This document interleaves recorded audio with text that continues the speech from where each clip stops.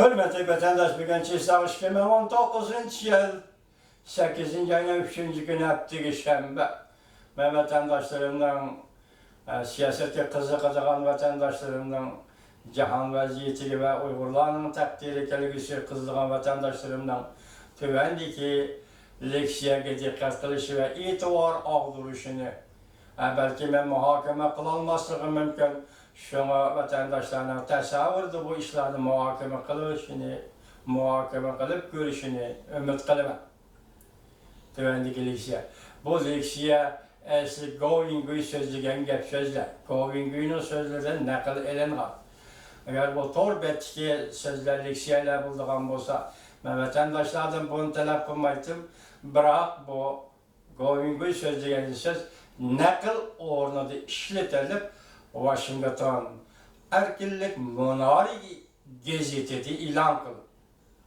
Şunlaştırma vatandaşlardan bu tüvendiki mazmundaki leksiyaga itibar berişini ve tasavvurga elişini, şundaqlı üzünün on tarafı sol tarafıga qarab, hazır Uygurlar arasında mesela buluvatkan işlerin, yoki siyasi hareketlerin zada qandaq hareket bulup isbotlanayotganligini vatandaşlar özü xulosa chiqaralaydi deb o'ylayman.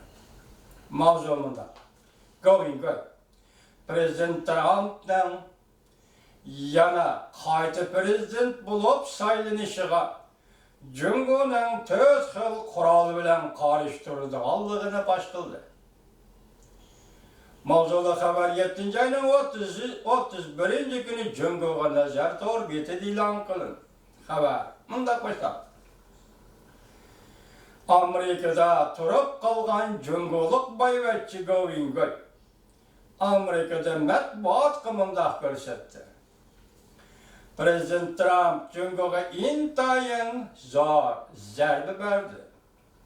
Beijing 4 çoğun kuraldan paydalanıp 2020 ile Amerika'da ötküzülüdüğün çoğun saylamga karşıla peyda kıldı. Washington Erkinlik Monari gazetesi Govingu'nun sözlerden nakil keltirip ilan kılgan haberede mundaq görüstüldü. Cumhuriyet Partiyası da lazer radikallaşkan yalgan uçuru bilen tesir körüstüş faaliyeti elip beriyotudu.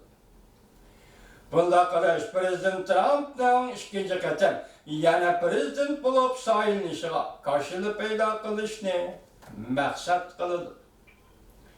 Govingoy mundaq ko'rsatdi.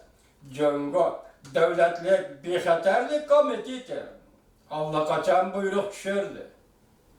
Yani Amerika'da çoğun saylam ötküzülgende 4 çoğun quroldan foydalanish to'g'risida buyruq tushirdi.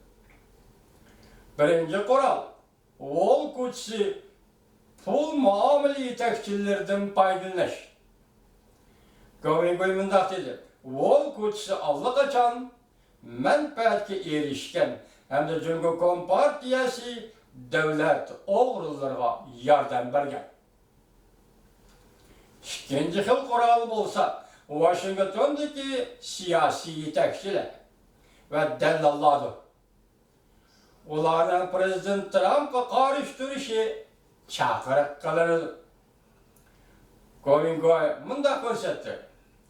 Bu kişiler arasında az bulmagan kişiler Jungo Kompartiyasi tarafından çeretildi.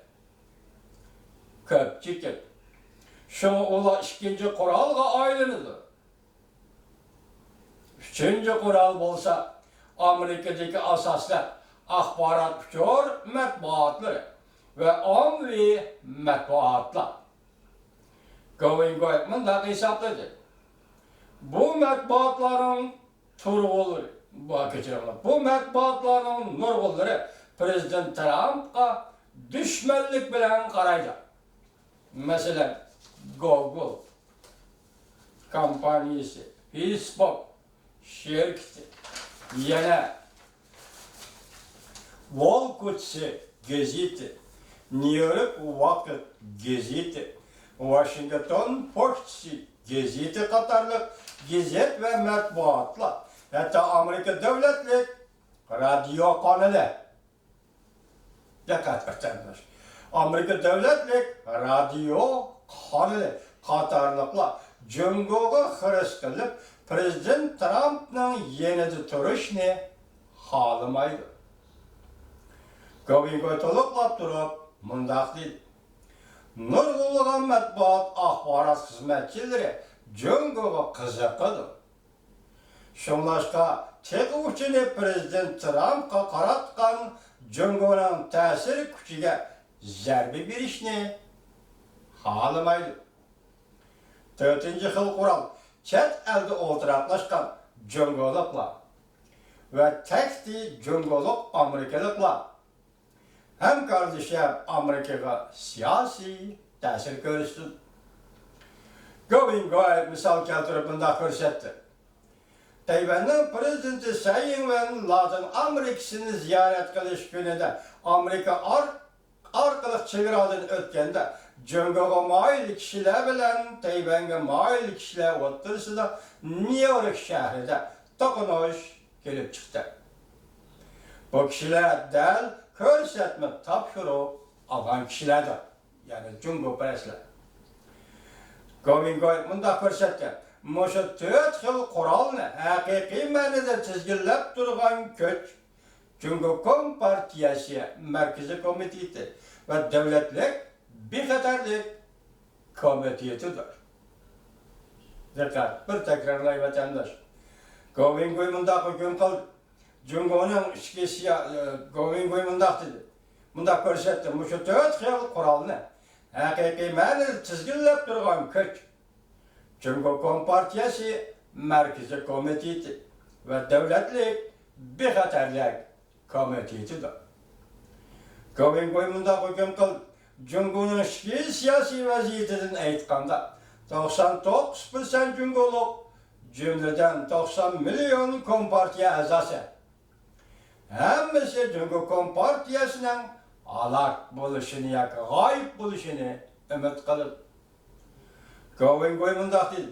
Amaliyotda Cungo Kompartiyasi Cungoning yuqori qatlamidagi 5 yoki 10 oilaga vakillik qiladi.